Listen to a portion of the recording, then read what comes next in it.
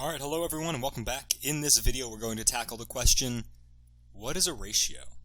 What is a ratio? Believe it or not, it's actually something that we've already been looking at, and I'll get to that in a second. So when you think about the word ratio, I want you to think about one thing.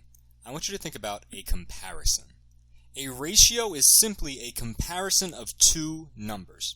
And in that comparison, the order matters. Order matters in ratios. What the two items are we comparing? Let's talk about it right now. So for example, it could be any numerical value. For example, I could ask you, what is the comparison of green marbles in this bag that has 4 green marbles and 5 blue marbles, of green to blue? Okay?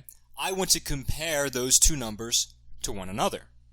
So I can look at these numerical values and I can compare them using ratios. Now, there are three ways we like to express ratios.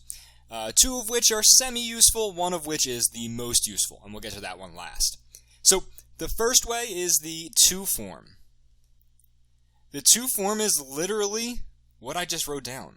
Green to blue. Except instead of saying green, we're going to use the number of green marbles. Instead of saying blue, we're going to write the number of blue marbles. And we use the word to represent the comparison.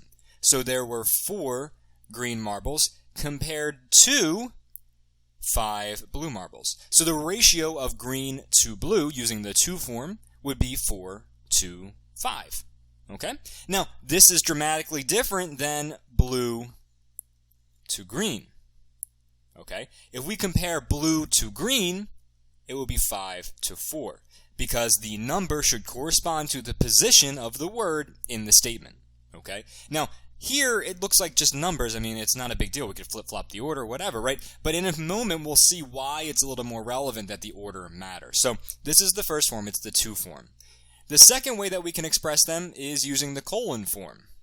And I'm just using the symbol for a colon, right? The 2 vertical dots. Because that's exactly what we're going to use. Instead of saying 4 to 5, we're going to write 4 colon 5 for the comparison or the ratio of green to blue marbles. For blue to green, that would be 5 colon 4. Once again, flipping them doesn't look dramatically different, but it is. It is different, and we'll see that now.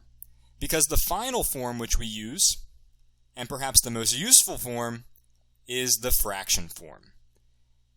Meaning we take these numbers and we compare them in a fraction. Like I said at the beginning of this video, we've seen ratios before, but they've just been in disguise. Remember, when I described fractions, it was a comparison of parts to wholes, right? Now this is the comparison of two numbers in general. So the fraction form of green to blue would be 4 to 5.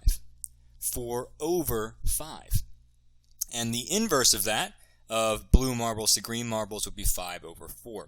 And we can see clearly now, looking at the different fractions, why the ratios are so different and why order matters. Because the fraction 5 over 4 is very different from the fraction 4 over 5. Now, why do we write them in fraction form? Well, here, remember, fractions also mean division. So what we can do is we can actually start to perform some operations between these two numbers and with other numbers. And we're going to use that information to solve proportions. Alright guys, so this is ratios. This is the question, what is a ratio? It is a comparison of two numbers, and we can express them 3 different ways, with the most useful form being the fraction form. Check back in for more examples on how we can use those fraction forms. I'll see you next time.